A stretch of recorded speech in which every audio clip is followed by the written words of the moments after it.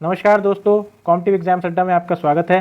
दोस्तों, UPHSC advertise 50 में जो करप्शन या घोटाले के चार्जेस लगाए जा रहे थे, उसमें देखिए एक नई परत जो है सामने खुल के आई है। तो देखिए डिफरेंट तरीके से धीरे धीरे करके परतें खुल रही हैं। चाहे वो ऑडियो क्लिप की बात हो, डिफरेंट जो पार्टीज़ थी जिन्होंने पेपर आउट कराया था या उनको जीएस और सब्जेक्ट का क्वेश्चन पेपर मिला था और फुल पेमेंट ना होने की वजह से उसमें ऑडियो क्लिप आ रही हैं सामने, या फिर आयोग को जो है हाई कोर्ट की तरफ से परिणाम को संशोधित करने के निर्देश दिए गए हों। तो इसी संदर्भ में अब देखिए हाई कोर्ट ने जो है यूपीएचएससी को परिणाम संशोधन करने के निर्देश दिए हैं। तो ये इसी संदर्भ में एक इकोनॉमिक्स का छात्र जिसने की रिट लगाई थी, ये रिट क्या थी आइए देख लेते हैं। इलाहाबाद हाई कोर्ट में उच्चतर शिक्षा सेवा आयोग की असिस्टेंट प्रोफेसर अर्थशास्त्र परीक्षा में ओएमआर शीट जांचने में हुई गलती को सुधारते हुए संशोधित परिणाम शीघ्र जारी करने का निर्देश दिया है। तो देखिए एक तरीके से जो है ये फिर से यहाँ पे ओएमआर शीट जो है इकोनॉमिक्स के परीक्षा की वो फिर से जांच होगी उसकी। और देखिए जो आयोग के ऊपर जो लगाए गए हैं आरोप वो ये है कि ओएमआर शीट की जो है जांच सही से नहीं की गई है। तो इसी के संदर्भ में इलाहाबाद हाई कोर्ट ने उच्चतर शिक्षा सेवा आयोग को असिस्टेंट प्रोफेसर अर्थशास्त्र परीक्षा में ओएमआर शीट जांचने में हुई गलतियाँ, तो देखिए यहाँ पे ये जो शब्द है गलतियाँ काफ़ी बड़ा रोल अदा करता है, क्योंकि जो कोई भी छात्र है वो अपने पूरे तन मन से किसी एग्ज़ाम की तैयारी करता है, लेकिन आयोग की गलतियों की वजह से मान लीजिए वो बाहर हो जाता है रिजल्ट से, तो उसके लिए जो है पूरी ज़िंदगी भर की बहुत बड़ी क्षति इसको कहेंगे हम। तो इसी को सुधारने के लिए हाई कोर्ट ने निर्देश दिए हैं और शीघ्र ही संशोधित परिणाम जारी करने का निर्देश दिया है। यह आदेश न्यायमूर्ति SD सिंह ने महेंद्र कुमार वर्मा की याचिका पर दिया है। आयोग के परिणाम को यह कहते हुए चुनौती दी गई थी कि आयोग ने ओएमआर शीट जांचने में गलती की है। तो देखिए अगर इस तरीके के आदेश दिए गए हाई कोर्ट की तरफ से, तो यह बिल्कुल निश्चित है कि किसी और सब्जेक्ट में भी ओएमआर शीट जांचने में गलती हो सकती है। इसमें गलती क्या हुई थी, जो आरोप लगाया है आयोग पे, वो ये है कि जिससे अभ्यर्थी को कम मार्क्स मिले और वह चयन प्रक्रिया से बाहर हो गया।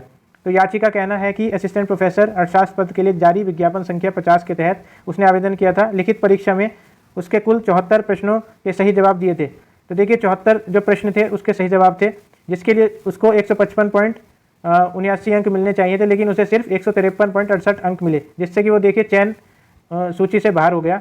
और इस मामले में कोर्ट ने आयोग से मूल ओएमआर शीट तलब की थी। तो आयोग के अधिवक्ता ने कोर्ट को बताया कि याचिका की आपत्ति सही पाई गई है। तो देखिए ये कितनी बड़ी बात है कि ओएमआर शीट जो है वही गलत हो गई, ओएमआर शीट से ही गलती हो रही है, और भी सब्जेक्ट्स में हो सकती है। और कोई डिजर्विंग कैंडिडेट जिसने या तो अपनी कॉपी अपना जो आंसर शीट है वो ठीक से चेक ना की हो, या उसने बिल्कुल ही चेक ना की हो, उसका नाम डिजर्विंग होने के बावजूद भी आयोग जो है बाहर कर सकता है। तो आयोग की ओर से यह भी बताया गया कि अन्य विषयों की कॉपी में भी इस प्रकार की त्रुटि हुई है, जिससे संशोधित करते हुए रिवाइज रिजल्ट जारी किया जाएगा। तो आप देख सकते हैं कि ये कितना बड़ा अपडेट है कि और भी जो सब्जेक्ट्स हैं जिनमें इस तरह की त्रुटि हुई है उसका भी रिवाइज रिजल्ट जारी किया जाएगा। इस पर कोर्ट ने आयोग को याचिका की आपत्ति को सही करते हुए संशोधित परिणाम जारी करने का निर्देश दिया है। और कोर्ट ने यह भी कहा है कि इस दौरान यदि किसी की भी नियुक्ति होती है तो वह आयोग के संशोधित परिणाम पर निर्भर करेगी। तो देखिए एक तरीके से जो रिजल्ट है उस पर स्टे लग गया है, और अगर किसी की नियुक्ति भी होती है तो जो संशोधित परिणाम होगा उसी पर निर्भर होकर उसकी नियुक्ति की जाएगी। और इसमें जो है साफ साफ इलाहाबाद हाईकोर्ट का यूपीएचएससी को जो है निर्देश है।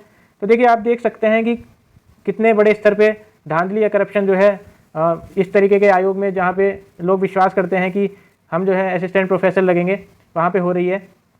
तो देखिए जो सोशल मीडिया प्लेटफॉर्म्स पे या जो फिजिकल लेवल पे भी जो धरना प्रदर्शन हो रहा था, प्रोटेस्ट हो रहा था, उसने काफ़ी कामयाबी मिली है। और दोस्तों इससे पहले मैंने 1-2 वीडियोज़ बनाई हैं, उनके ज़रिए भी जो लोग जुड़े हैं मुहिम से, तो वहाँ से भी काफ़ी फ़ायदा मिला है। तो दोस्तों इससे और जुड़िए, और जो विज्ञापन संख्या 50 है उसमें जो भी धांधलेबाजी या जो भी चीज़ें इरेगुलर तरीके से हुई हैं, गलत तरीके से हुई हैं, उनका उजागर होना बहुत ही ज़रूरी है। और SIT की भी मांग हो रही है, CBI जांच की भी मांग हो रही है। तो आगे देखते हैं क्या होता है, लेकिन इस मुहिम के साथ में जुड़े रहिए, जिससे कि देखिए जो भविष्य है वो, मान लीजिए आप खुद भी एक एस्पिरेंट हैं, तो आपका भविष्य, या आप जो है अध्यापक हैं या माता पिता हैं, तो आपके जो शिष्य हैं, बच्चे हैं, उनके भविष्य में इस तरीके की चीज़ें ना हो। तो बिल्कुल इस मुहिम के साथ में आप जुड़िए। ट्विटर पे भी आप जाएंगे यूपीएचएससी करप्शन से रिलेटेड तो रीट्वीट कर सकते हैं। साथ ही जो इलाहाबाद के आसपास के जो भी जुड़ना चाहते हैं वो बिल्कुल फिजिकल रूप से प्रोटेस्ट से जुड़ सकते हैं। और इसी के साथ में मैं अपनी वाणी को विराम दूंगा। धन्यवाद।